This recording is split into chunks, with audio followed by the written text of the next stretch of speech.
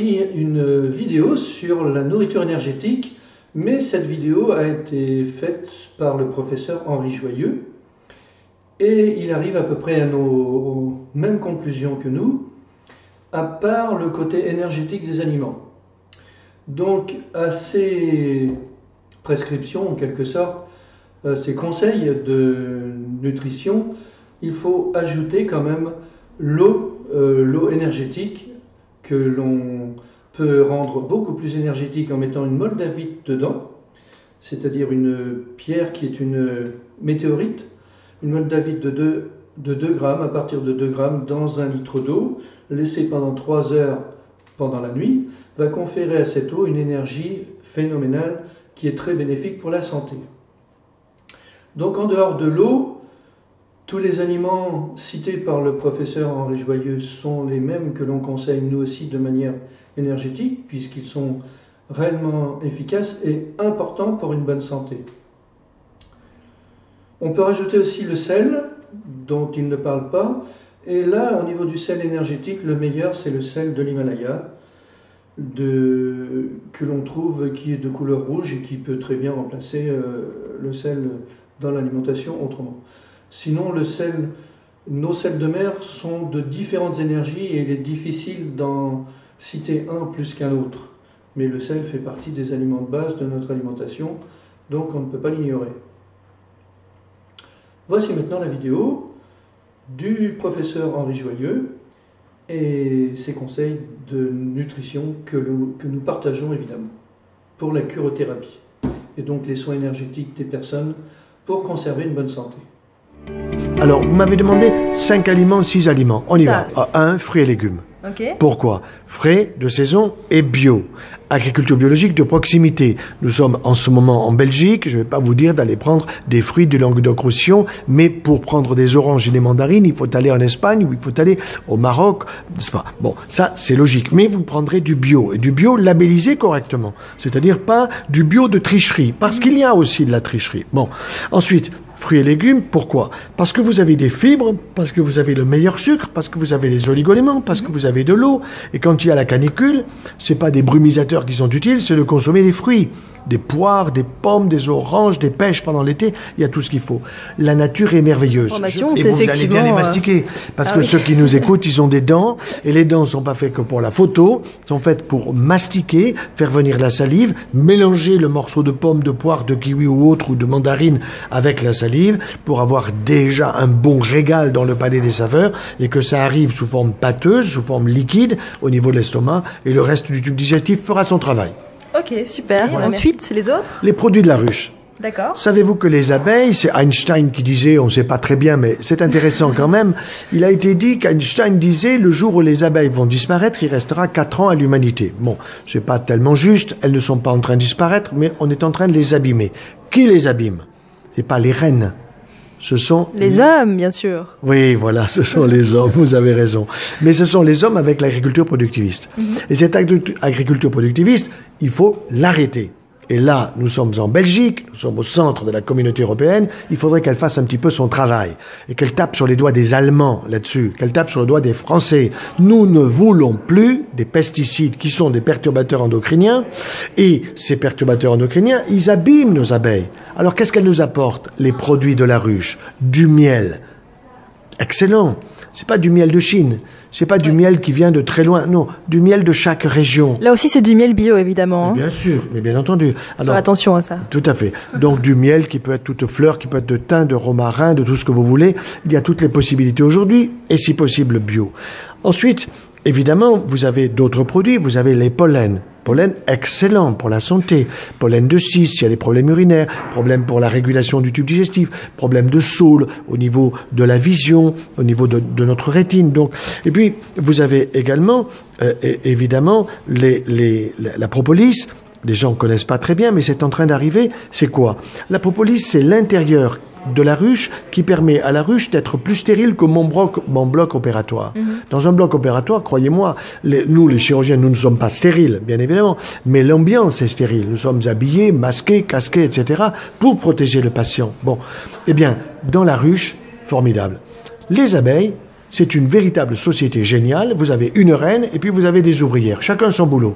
Les unes vont faire du vent, les autres vont aller chercher de l'eau, les autres vont aller chercher évidemment des pollens, les autres vont aller chercher tout ce qu'il faut pour aller faire du sucre et les autres vont... Elles s'organisent quoi. Elles s'organisent. C'est une société. Elles se disputent pas. Mais il n'y a pas de reine, il y a un chef. Et un chef qui fait le boulot correctement parce que, et ça c'est intéressant, quand la reine est nourrie par la gelée royale, c'est le troisième élément, le miel, la propolis et la gelée royale, eh bien elle va avoir un corps et un cerveau de reine. Si vous nourrissez une petite abeille avec autre chose que la gelée royale, elle restera une petite abeille ouvrière et fera son boulot. Et du coup, qu'est-ce que ça apporte justement de consommer du miel dans Alors, le miel, ça va être le meilleur sucre. Oui. Le meilleur sucre, c'est pas le sucre Saint-Louis, c'est pas les sucres raffinés, c'est le miel, mais pas un miel chauffé. Donc vous prenez du thé, vous prenez du café, vous prenez du thym, du chocolat, il vous faut le sucré. Ok, mais moi je vais vous dire comment je fais. Je prends de l'énergie vitale, ça veut dire un mélange de chocolat. De chocolat, je connais, hein. Mais voilà. Et l'énergie vitale, il y a du miel, de la propolis, de la gelée royale, du ginseng, de la papaye et de la cérola. Je prends ça dans mon palais des saveurs, je le garde tandis que je fais chauffer l'eau pour avoir mon café ou mon chocolat. Et là, la salive va arriver parce que c'est assez sucré. Je me régale, joue droite, joue gauche. Je remercie les abeilles pour le boulot qu'elles font pour ma santé. Et puis, quand mon eau est chaude, je vais avaler tranquillement. Donc, le goût sucré, je l'ai. J'ai plus besoin d'ajouter du sucre dans mon café, dans mon chocolat ou dans mon thé. Vous comprenez? Ça, c'est un élément important. Et alors, la propolis, quel est son intérêt? Antibiotique, anti-infectieux, antiviral, anesthésique. Vous allez chez le dentiste, vous sortez de chez le dentiste, on vous a fait une avulsion, un problème de soins, on va vous dire, ah ben voilà madame, il vous faut prendre antibiotique pendant 5 jours, cortisone pendant 5 jours. Non, pas besoin. Économie, madame la ministre. On va mettre un petit peu de pâte à la propolis sur une propolis qui a été évidemment purifiée, sur la zone opératoire. Vous allez moins souffrir, vous n'allez pas un gonflement parce que c'est anti-œdémateux. Et donc, économie et en même temps extrêmement agréable à supporter. Vous avez par exemple un problème d'œsophagite, de brûlure après les repas, de reflux. Il faut sucer de la propolis, pas croquer, sucer. Ça se mélange à la salive, ça va descendre le long de l'œsophage, ça va aider, si vous voulez, à supprimer l'inflammation, les douleurs et même les hélicobactères pylori, si en plus on a une alimentation adaptée, je l'ai dit avec les fruits et légumes qui étaient le premier. Super, donc fruits et légumes en premier, oui. Produits de la ruche en deuxième et ensuite... Attendez, il y a les venins, on n'a pas oublié le venin. D'accord. Mais le venin, ça c'est pour l'apipuncture, ça c'est un peu spécial. Ah, oui. Pas acupuncture, mais apipuncture, pour des gens qui ont des problèmes de neurologiques, de sclérose latérale amyotrophique, de sclérose en plaques. Ça peut être utile, il y a eu des cas où ça a été efficace, ça n'est pas toujours efficace, il n'y a pas d'études randomisées, mais c'est vraiment intéressant peut-être d'essayer, il faut trouver un bon apiculteur qui va vous aider et vous piquer au bon endroit en fonction de votre difficulté de bras, de jambes ou d'ailleurs. D'accord, ok. En troisième position, on va mettre l'œuf, les cocottes. Les cocottes belges, françaises, allemandes, européennes, américaines, bio, s'il vous plaît, qui sont dehors, qui ne sont pas en cage à se bouffer les unes les autres, elles pondent des œufs. Et l'œuf, ben figurez-vous qu'il faudra l'apprendre à certains collègues de France ou de Belgique. Ils sont en formation des années 70-80 et qui ont retenu que l'œuf, ça augmente le taux de cholestérol. Et qui vous disent, surtout pas, vous allez mourir, avoir un accident vasculaire. Ça a changé, ça, au niveau des informations. Hein, La vérité aujourd'hui, c'est que tout ça, ça a été monté par les laboratoires pharmaceutiques qui disaient, il faut absolument que vous preniez un hypocholestérolémiant, surtout ne mangez pas d'œuf parce que vous allez mourir. Tout ça est faux. Le jaune d'œuf est excellent pour la santé parce qu'il vous amène du bon cholestérol qui est à la base de vos hormones. Hormones sexuelles de madame, hormones sexuelles de monsieur, testostérone, estrogène et progestérone, ou bien hormones du stress. Très important. Donc l'œuf à la coque tous les jours, je dirais c'est excellent pour le petit enfant. À la coque, ça veut dire jaune liquide. Ou bien, s'il n'aime pas, œuf au plat, avec le jaune liquide, le blanc qui est tout autour, ovalbumine, excellent pour avoir de bonnes protéines. Et ensuite le jaune, cholestérol, et aussi des oligo-éléments, des vitamines, la vitamine A en particulier, vitamine D, tout ça est excellent pour la santé. Et est-ce qu'on peut en manger tous les jours? Parce qu'il y a une période où j'en mangeais tous les jours, 2 par jour, j'avais mal au ventre. Oui, j'avais des crampes. Non, mais vous avez des crampes parce que vous ne le prenez pas peut-être au bon moment. Parce que le matin? Oui, d'accord. C'est bien de le prendre le matin. Mais à jeun. Il faut peut-être... Voilà, il est à jeun. Mais voyez, vous avez dit à jeun. Vous avez tort. Ah, ok. Il faut que ça soit... D'abord les fruits, après les œufs. Et voilà, vous avez tout à fait compris. Le sucré, le salé. Vous voyez? Donc, il y a ça dépend des personnes. Vous aurez une personne qui dira, moi, il me faut le salé d'abord. Et Et moi, il me faut le sucré. Eh ben, c'est les habitudes, hein, en général. Habitude et aussi votre estomac qui vous parle. Quand vous me dites, moi, je ne le supporte pas en le prenant trop tôt ou trop tard, ben, je vous crois. Donc, je me dis, ne le prenez pas à ce moment-là. Il ne faut pas être un taliban et mettre une pendule pour dire, je vous oblige à ça. Ça, c'est totalement abusif. Mais 2 ou 3 par jour, c'est pas trop, alors? Ah non, attends, non. Parce que moi, j'en mangeais 2 ou 3, quand même. Mais non, mais là, vous exagérez. Non, 1 par jour. 1 par jour. Pas plus que 1 par jour. Les cocottes, elles en pondent 1. Elles n'en pondent pas 4. Ah, ok. D'accord. Bon, une cocotte en pond 1. Donc 1, c'est bon, 1 par jour. Bon, 3, c'est trop. Ouais, là, c'est sûr. C'est très riche. Maintenant, bon, 2, si vous voulez, dans des circonstances plus ou moins exceptionnelles, ou des personnes âgées, dans les maisons de retraite. Excellent pour la santé, je répète, jaune, liquide. Ça, c'est le point essentiel. C'est pas l'œuf dur. Puis c'est riche en protéines aussi, hein. Bien sûr. Les œufs. Donc pour ceux qui font du sport, justement. Par l'ovalbumine. Alors, ceux qui font du sport, parfois, j'en ai connu, qui prennent le blanc d'œuf. Oui. Et ils font une montagne de blanc d'œuf pour avoir de l'albumine à fond, et ils laissent le jaune. Mais c'est aberrant, complètement aberrant. Oui, parce qu'il y a aussi une idée reçue par rapport à ça qu'il faut énormément de protéines pour se muscler, mais ça c'est aussi une idée un petit peu obsolète. Pour avoir de bonnes protéines, il faut faire beaucoup de sport, beaucoup d'exercice. Il faut effectivement manger des protéines, mais végétales, meilleures que les protéines animales. Vous en avez dans le pain, des protéines végétales. Dans le pain? Mais bien sûr. D'accord. Bien sûr. Sans gluten, évidemment. Le pain sans gluten. Ah, sans gluten. Non, mais même avec du gluten, parce que le gluten, ce sont de bonnes protéines, mais il faut aller à Cucugnan. Cucugnan va venir en Belgique, vous êtes belge, vous n'avez pas encore le bon pain, il va arriver à Charleroi, je vous l'annonce. D'accord. À Charleroi, vous allez avoir... C'est un peu loin de Bruxelles, hein, Bruxelles-Charleroi. Non, en Belgique, c'est tout petit, la Belgique. Hein. Bon, donc, il y aura une voiture qui viendra de Charleroi et qui vous apportera le pain à la maison. Voilà. Bon, donc, vous voyez, ça, c'est les céréales, puisque j'avais dit les fruits et les légumes, mais on peut ajouter les céréales parce qu'il y a des protéines dans les céréales. Ok. Donc les céréales, c'est bon, parce que on entend aussi beaucoup d'idées par rapport à ça. J'ai pas dit Kellogg's. Pas de Kellogg's. C'est plein de sucre. C'est pas trop complexe à digérer, les céréales? Non, ça dépend lesquelles. Si vous avez un bon pain bio issu des semences anciennes... Non, avec gluten. Pourquoi du sans gluten?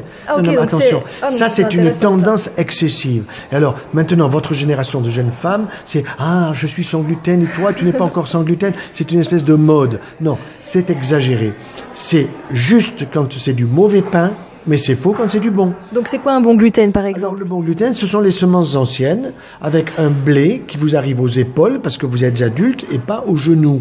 Le blé de Monsanto, c'est du mauvais gluten parce qu'il vous arrive aux genoux et il n'est pas bon pour votre tube digestif. Il vous donne ce qu'on appelle un leaky gut, c'est-à-dire un intestin qui est poreux et qui va laisser passer des mauvaises molécules. Donc, celui de Monsanto, vous le laissez à Monsanto, d'accord? Donc, par exemple, pour que ce soit clair, la farine d'épeautre, par exemple, c'est très bon. Le mieux étant le petit épeautre. Le petit épeautre, c'est ça, exactement. Incontestablement.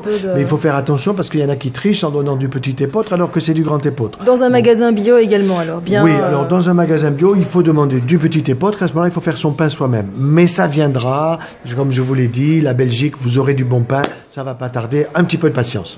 Ok, super. D'accord. Donc les céréales en plus. Mais est-ce que les céréales, par exemple, ça peut être aussi... qu'est-ce qu'on a d'autre comme céréales? On a le pain, le sarrasin. Le sarrasin. Vous avez le sarrasin, vous avez le quinoa, tout ça c'est excellent. Et arrosé d'huile d'olive, on va y venir. Le matin, qu'on prend avec un peu de... Mais prenez votre tartine, une tartine de pain des fleurs. Si vous n'avez pas le pain dont je parlais avec du bon gluten... C'est ce que je prends assez souvent. Quand je n'ai pas du pain de Cucugnan, je vais prendre, ce matin, j'ai pris 2 tartines de sarrasin avec une bonne confiture de prunes dessus qui était absolument excellente. Confiture faite à la maison. Voilà, vous voyez? Ok. Voilà. Ok, donc les céréales aussi. Oui. Qu'est-ce qu'on a d'autre? Alors maintenant, nous allons passer aux poissons et aux fruits de mer. Alors vous allez me dire que la mer, elle est polluée, la mer Baltique, la Méditerranée, les océans sont pollués, c'est vrai. Mais il y a la bonne cuisson qui sauve tout. Par la cuisson, vous allez faire fondre les cochonneries qui sont des perturbateurs endocriniens. Vous avez là-dedans aussi bien des métaux lourds que des véritables perturbateurs endocriniens que sont les pesticides, insecticides, qui sont dans la véritable terre, malheureusement, qui est une terre qui est rendue souvent hypofertile, contrairement à ce qu'on nous fait croire, où on n'a plus de vers de terre, qui est une terre abîmée, si vous voulez, et ces pesticides qui sont arrosés dans l'agriculture productiviste, ils finissent à la mer. Et donc à la mer, on les retrouve dans les poissons. Et comment éliminer le pesticide perturbateur endocrinien du poisson? C'est la cuisson à la vapeur douce. Vous allez le faire transpirer comme si vous allez au hammam, comme si vous allez faire du sport, courir, bouger, transpirer. Ça c'est bon, ça le hammam pour éliminer le sauna hammam. Seulement au hammam, vous bougez pas. Moi j'aimerais qu'il y ait des vélos dans le hammam.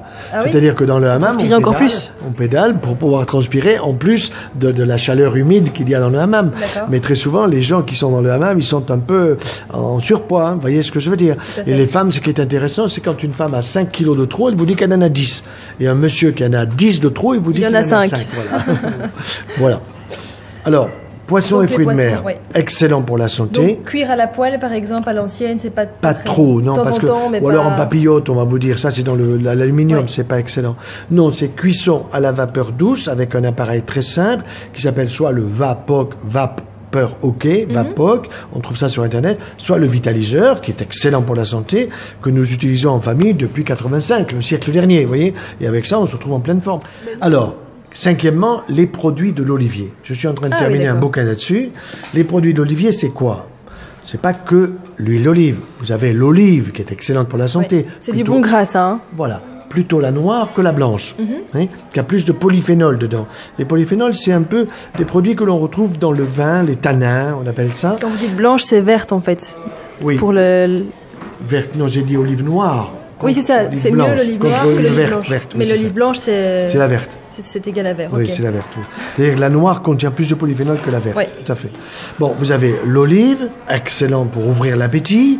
Bon, et puis vous avez l'huile d'olive, et là vous avez différentes huiles d'olive, des huiles qui peuvent être très concentrées et que vous pouvez trouver dans des pays étrangers, même en France, en Provence, vous avez d'excellentes huiles d'olive. Et vous avez aussi les feuilles d'olivier. Les feuilles d'olivier, pourquoi faire? Pour réguler votre tension artérielle. Vous êtes stressé, par exemple. Votre tension fait des hauts et des bas. C'est pas bon. Eh bien, vous allez réguler en prenant des infusions ou des décoctions de feuilles d'olivier. Pourquoi? Parce que dans la feuille d'olivier, vous avez un produit qu'on appelle la mannite, M-A-2-N-I-T-E. C'est pas la manne des Hébreux dans le désert, mais c'est un produit qui est diurétique. Donc, si vous avez de l'hypertension, il faut uriner un petit peu plus pour baisser votre tension artérielle. Et donc, ça va réguler. Et ça, les cardiologues ne le savent pas. Alors, il ne s'agit pas d'aller contre les cardiologues, il s'agit de dire aux cardiologues, une petite hypertension chez quelqu'un qui est stressé, eh bien, il faut l'aider à réguler. Pour ça, commencer par une infusion de feuilles d'olivier. Ah, c'est ça. Des feuilles de l'année. En infusion, alors. En infusion. Okay. Des feuilles de l'année, 10 minutes d'infusion, plutôt de l'année, parce que les feuilles d'olivier, elles durent à peu près 3 ans. Donc, prenez des feuilles de la première année, si vous voulez, parce qu'à la 3e année, il y a moins de ce bon produit qu'est la mannite dans la feuille. Voilà. Donc, en résumé, nous avons le miel, nous avons l'olive, l'huile d'olive, nous avons les œufs, car effectivement, le jaune d'œuf est très énergétique, sous réserve que tout ça soit naturel, de même que les fruits et légumes, de même que les poissons qui sont effectivement dans la nature, mais pollués, on peut les dépolluer effectivement les cuisant à la vapeur froide, enfin du moins à faible température. Et puis bien sûr le pain en grains, qui est la meilleure protéine qui puisse être de manière naturelle. Ajoutons à cela bien sûr l'eau, comme j'ai dit au début. L'eau énergisée, soit elle est filtrée par des membranes, c'est la meilleure manière pour filtrer, soit elle est énergisée, soit les deux, à la moldavite éventuellement. Mais l'eau est importante évidemment dans l'alimentation. Sel, je vous l'ai dit, le sel de l'Himalaya au début, mais déjà, si on prend l'habitude aussi, une habitude très importante, de mastiquer en passant les aliments d'un côté sur l'autre. Faites l'expérience, vous allez voir qu'en passant les aliments d'un côté de la bouche sur l'autre côté de la bouche avant de l'avaler, mais on en consomme 2 fois moins. C'est-à-dire on a l'impression de manger 2 fois plus. Et par conséquent, notre santé et nos kilos vont en être que mieux. Du moins, la quantité alimentaire nécessaire. Tout en absorbant encore plus l'énergie, tout en la digérant encore mieux, bien entendu. Merci de votre attention.